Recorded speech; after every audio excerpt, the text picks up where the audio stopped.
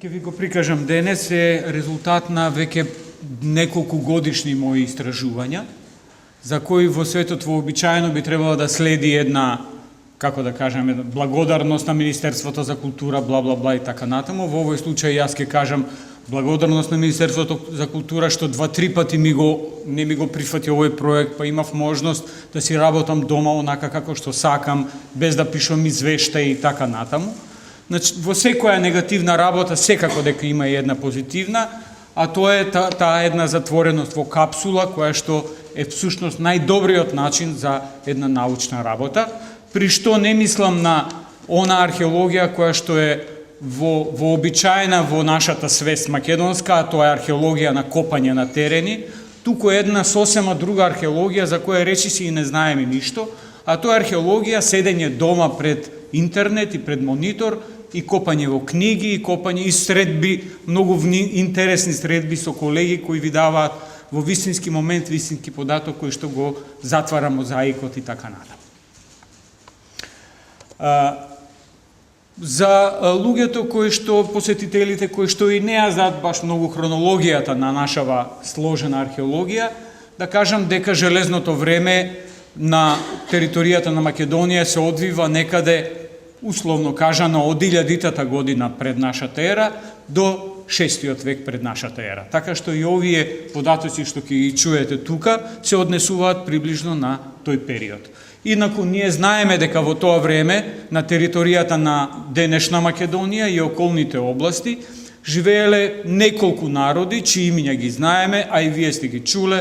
Тоа се пајонците, дарданците, бригите, енхелејците, линкестите, пелагонците, на јужниот дел античките македонци и уште веројатно 5-6 народи, но за жал ги знаеме и имињата на некои нивни владетели, но за нивната духовна култура, за нивниот дух и религија, знаеме се на се веројатно 10 реченици или 15 реченици и ништо повеќе. Јас се обидов, користејќи веќе подолго време еден метод кој што е на некој начин револуционерен, што значи и недоволно признаен во науката, да се обидам преку предмети да влезам во духовната култура. Што и не е така едноставно, спекулативно е, секогаш некој ќе ви каже нешто спротивно, но еве ќе се обидете и вие самите со своји лични судови да процените дали има веројатност во ова или не. Ќе одиме всушност по видовите предмети кои припаѓаат на оваа категорија македонски бронзи, многу добро познати во светската наука, па и пошироко. Значи, ова се предмети кои што на некој начин се едни од бренд археолошките предмети на нашата земја. Првата група предмети се викаат гроздовидни приврдзоци и имаат и уште неколку називи. Еве како варијантите, како изгледаат, ова се идеални цртежи или слики на тие предмети. На врвот на едниот предметите е прикажана фигура на човек клекнат, подлактен, кој нешто држи во рацете, допира, пие и така натаму. Се појавуваат варијанти на стилизација, дури до непрепознатливост. Еве сега една галерија на такви предмети, пронајдени на територијата на денешна Македонија, северниот дел на Грција и Албанија. Во Бугарија се уште ги нема, може да се појават, но на некој начин тоа означува една друга категорија на популација. Пишувано е доста за нив, но пред се од оној сув археолошки аспект, просто е необично како некој толку цел живот посветил внимание, а да не се сети да истражува што всушност е прикажано на тие предмети. Сите се задоволуваат со димензии, со некакви типови А, Б, С, Д и така натаму. Еве ги предметите, се повторуваат, се разбира, како и сите други археолошки предмети. Еве имаме и стилизирани форми, тие се нешто помлади, едноставно работени. Варијанти во кои наместо фигурата горе се појавува едно бокалче со рачка, а другото се останува исто. Еве типологија на овие фигуринчиња прикажани горе, тие се појавуваат и во Медитеранот, во античка Грција, во истиот стил работени, така наречен геометриски стил. Интересно се јавуваат и во Египет и на Блискиот Исток, при што се појавува мајмун во истата таа поза. Па се појавува сега дилема кај научниците, дали нашиве прикажуваат човек или мајмун, па дури некои сметаат и некои други животни. Еве ги тие стилизирани форми. Најстарите овие вакви се појавуваат 2000 години пред тоа, уште во енеолитот и неолитот, и прикажуваат фигури на луѓе, мажи, во некаква замислена, натажена, како да кажеме, фрустрирана поза.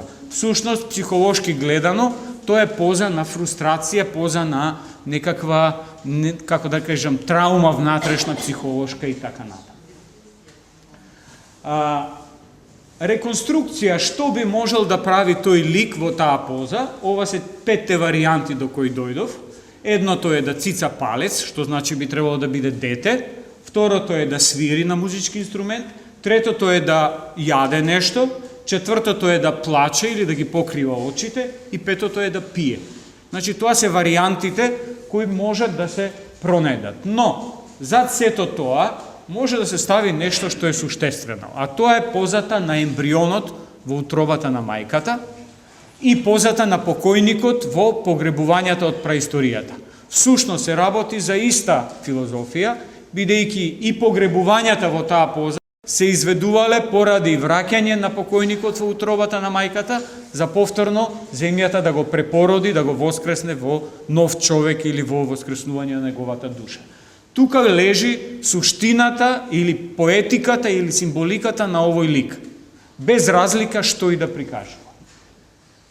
Ова е сега особено интересно, бидејќи во кругот на медитеранските култури, античка Грција, но и други култури околу неа, се појавува еден изграден лик, еден митски лик, кој што се наоѓа во таа поза, а ги остварува сите наведени функции, речиси сите. Тоа е силен, силенус, или некои други варијанти, пан, сатир и така натаму, и во Египет бес, и се прикажува како свири, како пие, бидејќи е тој пијандурата, митската пијандура, но во исто време се прикажува како момче и како старец, што значи на почетокот на животот и на крајот на животот. И особено интересно, особено често се прикажува со итифаличност, односно со предимензиониран и еректиран фалус, која одразува всушност главната негова функција. Сега, фалусот или машкиот полов орган всушност се појавува и на уште едно место на овие предмети, што многу интересно археолозите не го забележале, иако е очевидно, и тоа не само фалусот, веројатно и еакулатот, што значи моментот на суштината, нели, на тој орган. Сега, ако тргнеме од тоа, доаѓаме до еден драгоцен примерок, пронеден во Албанија, кај кој таа фигура е прикажана исто така и со фалус во ерекција. Тоа е единствениот од нашите примероци од оваа група. А овие примери покажуваат дека не станува збор за некое огромно чудо во Македонија, туку тоа е низ целиот свет распространето почитување на машкиот полов орган, кои до ден денешен цели фестивали се одигруваат на таа тема, така што ништо ексклузивно не станува збор. Особено за култури кои што се 2000 и нешто години постари од нас, во кое природното се уште било дел од секојдневниот живот.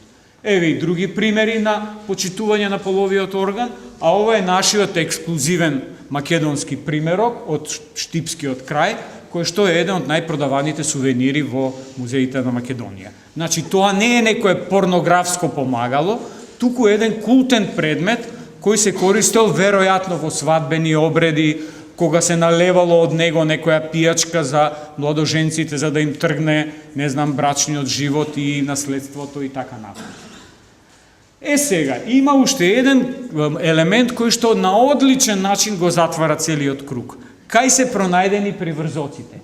Меѓу бедрата на жените од тој период. Ова е пак еден ексклузивен албански наод во Албанија, кој покажува кај стоеле два такви приврзоци меѓу бедрата на жената. Значи, целиот круг е затворен. Го имаме, како да речеме, богот на плодноста, кој што веројатно давал се и се што, меѓу другото, учествувал во оплодувањето на локалните, да речам, седалци македонски жени, за кои впрочем зборуваше и колешката, во име на богот Громовник, кој што бил сонуван како ја зачнува мајката на Александар. Значи, истиот концепт буквално.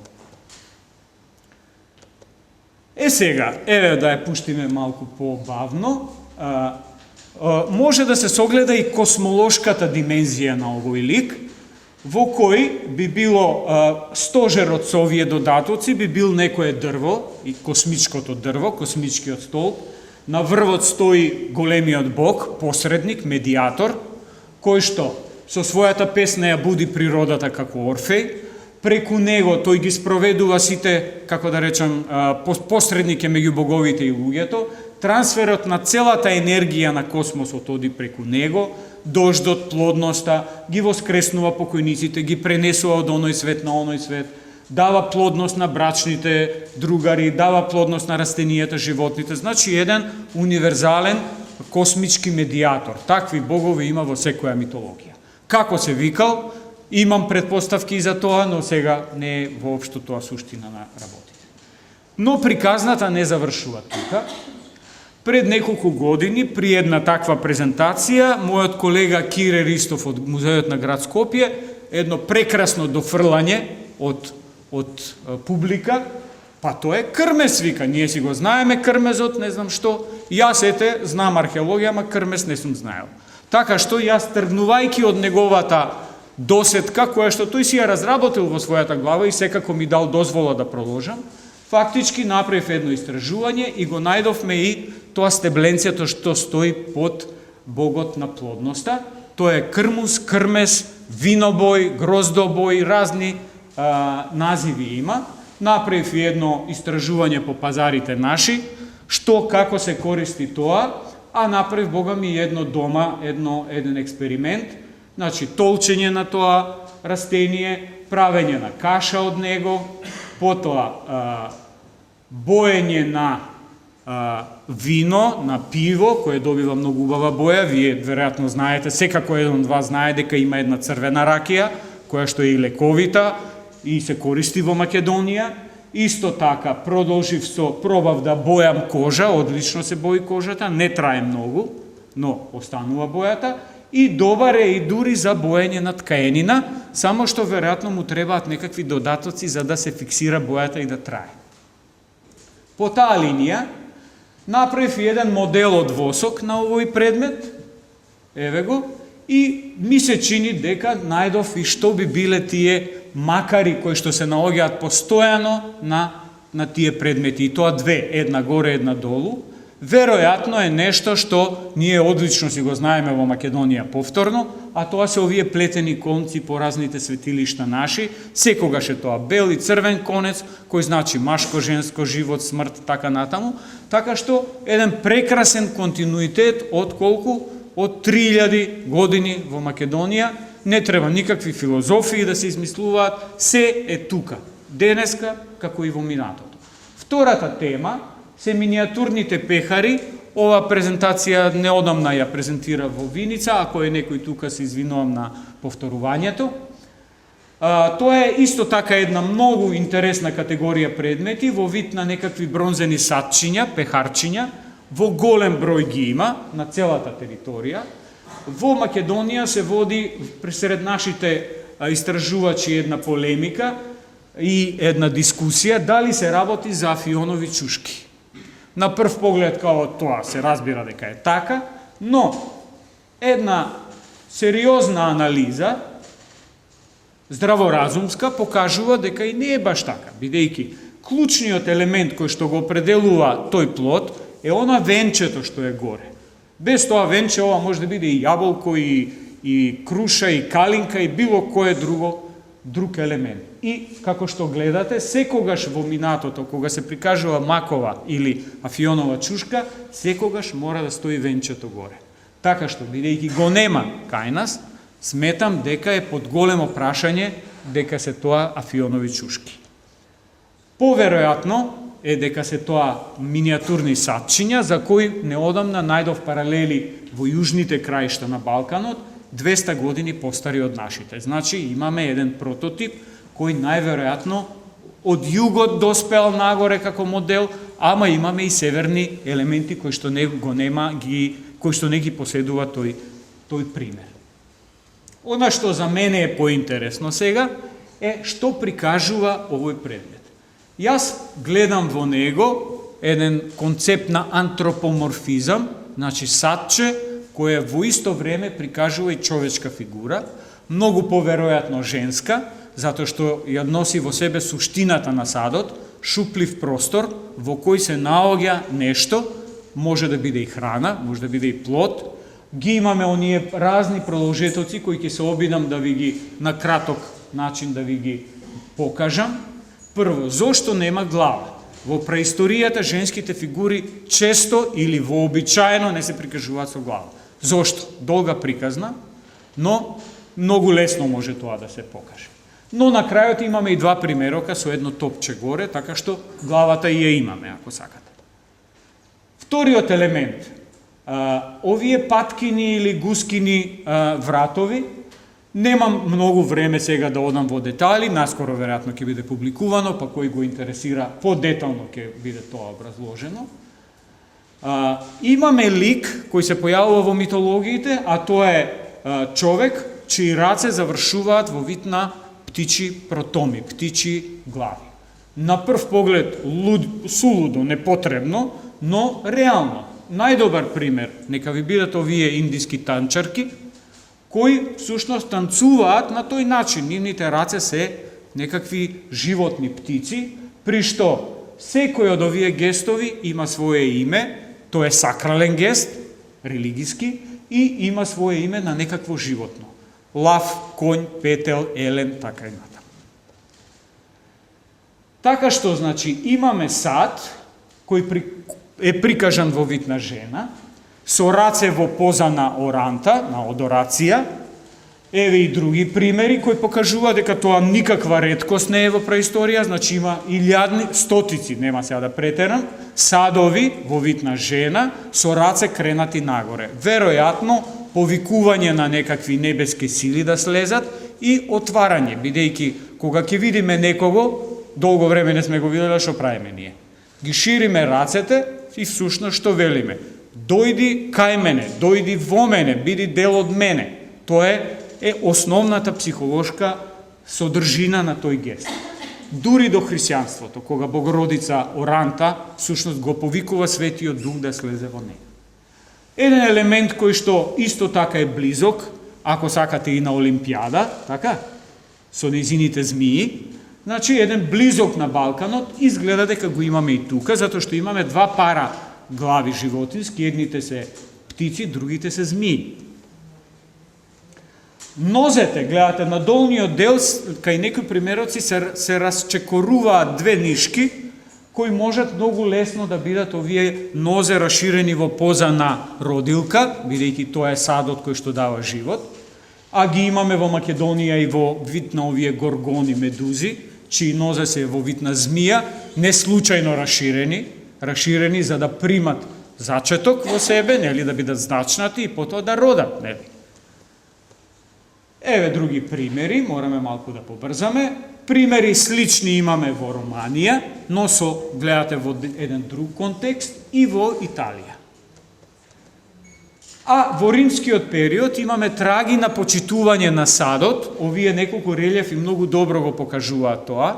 Гледате, пар змии кои се всушност во, како да речеме, во композиција на почит на некаков сад, поставен на олтарен, на ара, на жртвеник, што зборува за некоја обоготвореност на садот.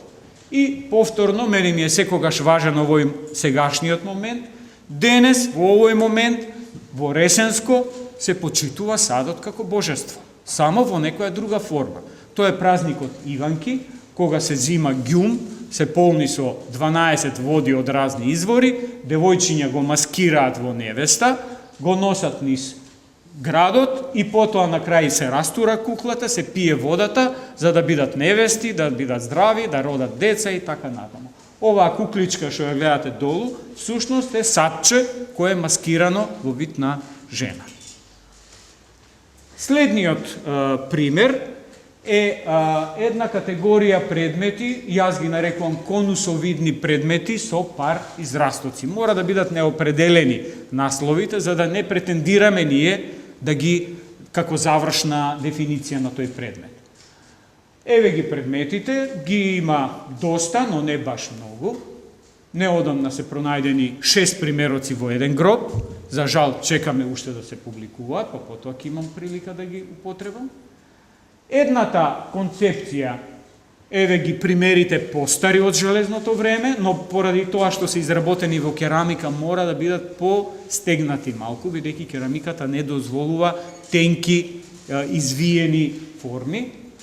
Едната можност на која претендираат колегите дека се тоа ритони, односно рогови од говеда, поставени на некакви постаменти, што теоретски може да биде, и јас доведувам до тоа, во смисла на тоа приложувам некакви примери.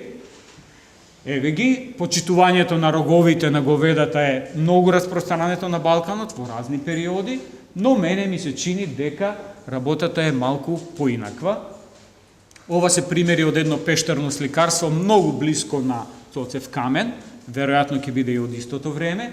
Како што гледате, фигурата на човек, поточно жена, пак во таа поза, доаѓа до стилизација која што е многу слична на нашите предмети, а во тоа ќе ве уверам преку овие примери, секако гледајќи ги ќе поверувате дека навистина може би сум во право. Значи, во овој случај би се работело за представа на некоја жена, Божица, повторно во таа поза за која веќе зборувавме. Сега, на врвот на нашите предмети има едно отворче. И глава никогаш не е пронајдена. Можно е, имајќи предвид дека во преисторијата често главите се отсутни, можело било што да биде натнато во тој отвор. Така што праисториската визуализација не подразбира антропоморфизам како во Ренесанса и фотореализам денешен, туку таа комбинира символички фигури во разни комбинации, хибридни фигури.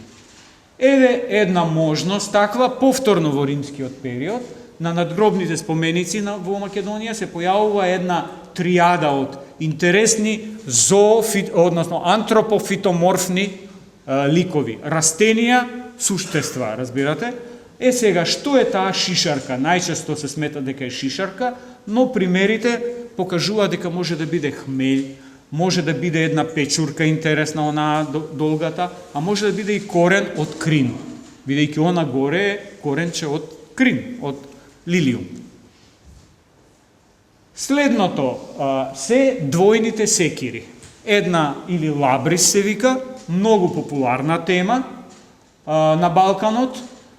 Најстариот пример во околината на Битола, еден гроб во една централна некропола, значи веројатно по главица, со меч, со богати дарови, а овој приврзок, кој веројатно стоел на неговите гради, служел воедно и како брич за бричење, но на средината има и еден символ, се смета дека е соларен символ, крст, односно круг со впишан крст, се смета дека тоа е и амајлија, и знак на достоинство, и орудие за одржување на некаков изглед.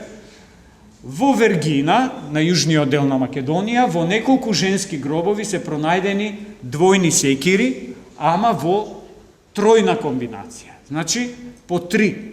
Никој точно не знае зошто служеле овие предмети, дали виселе, дали стоеле како жезла и така натаму. А и во Македонија имаме неколку примери, поинакви од тие од југот. Гледате, тоа се засебни секирчиња, кои биле поврзани со цевчиња. Во Битола, во Кумановско се пронајдени, во Повардарието. И можноста за тоа кај биле носени е веројатно една од овие две. Првата се чини некако поверојатна. Двојната секира е многу популарна во егејскиот дел, во Грција, на источниот Медитеран. Зошто 3? Тоа е клучната работа со која се занимавам. Се покажува дека секирата е символ на громот, символот на громот секогаш се појавува во 6, бројката 6. Еве ви ги примерите. Зевс гаѓа со рофија, со молња, која има 6 краци. Во Индија ваджра, исто така символ на громот е со 6 краци. Символот на громовиот знак во Русија и Украина е розета со 6 краци. И некоја шесторка, ако сакате перуниката, символот на богот Перун, исто има 6 листови, 3 нагоре, 3 надолу, така што многу е веројатно дека тројниот лабрис содржи 6 сечила, веројатно го символизирал громот. Во два постари гроба во Повардарието, кои се едно 300 години постари од овие предмети, се пронајдени два женски гроба, значи кои на појасот носат гарнитура со многу двојни секири. Еве го првиот гроб, еве го вториот гроб. Истражени се, публикувани, но никој не ќе да брои. Односно, бројат, ама не знаат да добројат. Значи, еве колку сечила има. 14, ништо не значи, 26 ништо не значи, но кога ќе се помножи со 2, бројот на сечила дава 28, тоа се 28 дена на месечевиот циклус, или 52 недели во една календарска година. Што бараат тие на појасот на жената? Ова 28 нема потреба да прашувам, особено не жените, а 52 исто така нема потреба, бидејќи тоа се бројот на месечевите мени во една година. Така што имаме интересен момент, што бара громот на колкот на една жена. Одговорот е повторно во преданијата, например, за зачнувањето на Александар Македонски, дека таа сонувала како гром удрил во нејзината утроба и се родил Александар. Така што уште еднаш се затвара кругот на тоа неочекувано и за мене интересен начин.